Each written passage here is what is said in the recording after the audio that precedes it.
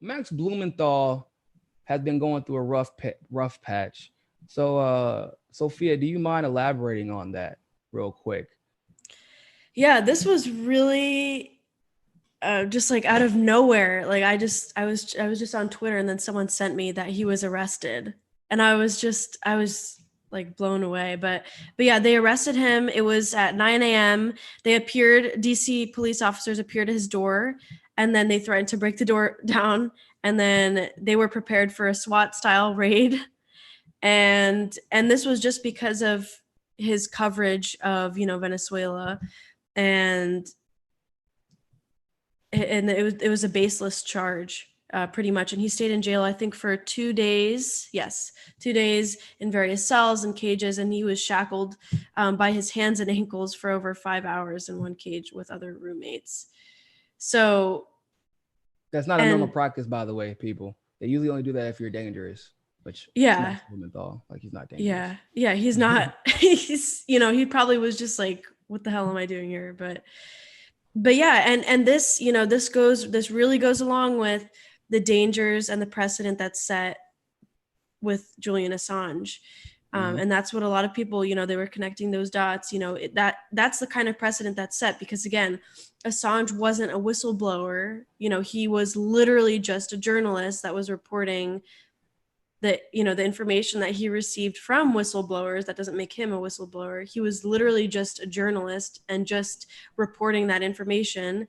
And that's exactly what Max is doing. And if you set that precedent where, okay, if you say something about our government or other governments that we don't agree with, you can be persecuted for that, and Yeah. you can be punished for that. And it's also a deterrent too for other people who want to do journalism that's going to challenge the status quo, whatever it may be, like in terms of foreign policy or whatever, domestic policy. It's setting that precedent where it's like, okay, well, I see what happened to Max. I don't want to report that Hmm. same kind of coverage. Now maybe I should just stay quiet and not say anything.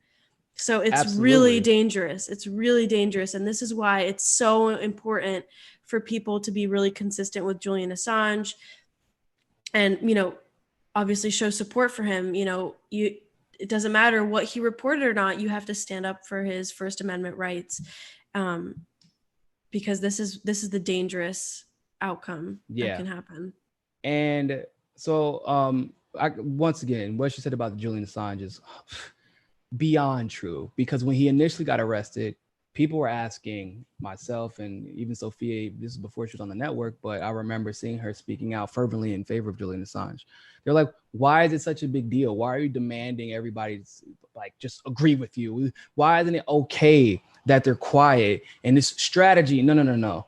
I don't know if you understand this. And I said this back then. I'm like, bro, Julian Assange's life doesn't have time for your strategies, Hmm. right? And look at what state he is in right now, because it Yeah, isn't just I mean, Julian it Assange. was horrible. Chelsea The Manning's state, life yeah. is currently being ruined as we speak. I'm sure that Chelsea Manning in solitary confinement does not have time for your strategies. Okay, I just want to be clear about that. And now we are seeing, because they have made it very clear. Oh, word. So basically, we can do what the hell we want to, and the left won't say shit about it. They will leave their own high and dry if they can't control the narrative, and if that narrative doesn't necessarily benefit what, or believe to be, is that narrative is not believed to benefit them in the election. I also want to look at this article a bit. It says that Blumenthal was informed that he was accused of a simple assault by a Venezuelan opposition member. Oh my God, what a convenient charge. I'm sure that everybody thinks of Max Blumenthal as Rocky Balboa when he's not writing pieces and interviewing world leaders. So he declared that the charge is completely false, of course. This charge is 100% false, fabricated, bogus, untrue, and malicious, Blumenthal declared. It is clearly part of a campaign of political prosecution, a persecution designed to silence me and the Gray Zone Hmm. for our factual journalism exposing the deceptions, corruption, and violence of the far right Venezuelan opposition. The arrest warrant was 5 months old, people. According to an individual familiar with the case, the warrant for Blumenthal's arrest was initially rejected. What a surprise. Strangely, This false charge was revived later, 5 months later, without the defendant's knowledge. For simple assault, they sent a SWAT team to his house. Okay, that makes perfect sense. If the government had at least told me I had a warrant, I could have voluntarily surrendered myself and appeared at my own arraignment. I have nothing to fear because I'm completely innocent of this bogus charge, Blumenthal stated. Instead, the federal government essentially enlisted the DC police to SWAT me, ensuring that I would be subjected to an early morning raid and then languish in prison for days without even the ability to call an attorney. This is a very similar tactic that they used for 21 Savage, actually. Whenever he spoke out, he actually did a concert and he spoke out about the kids in the cages at the border. And amongst other things, that it's amongst other advocacy that he had been doing in the Black communities, teaching financial literacy and things like that.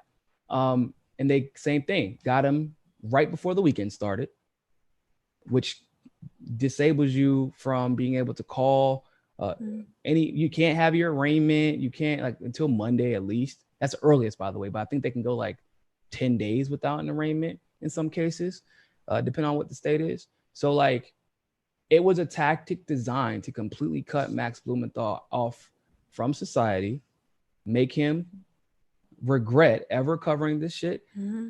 And basically, I mean, they're just doing the same thing they've done to Glenn Greenwald, same thing they've done to Julian Assange. And this is absolutely disgusting behavior. And I want to be very clear about where I stand on this issue. If you're silent on Julian Assange, if you're silent on Chelsea Manning, if you're silent on Edward Snowden, even, what Glenn Greenwald has been through, if you're silent on any of these issues or all of these issues, you are actively enabling this Gestapo behavior by our government, regardless of who's in power at the time. Yeah. Don't forget to hit that subscribe button if you like that segment of Mikasa Sukasa. Also, you can help us upgrade the studio and take this show on the road to cover the on-the-ground politics that you love by clicking on that GoFundMe link in the description and donating literally anything. Anything helps. Also, you can follow us on Rockfin, on Twitter, and on Facebook as well. And hey, more than anything else, people, always remember, find your balance. Peace.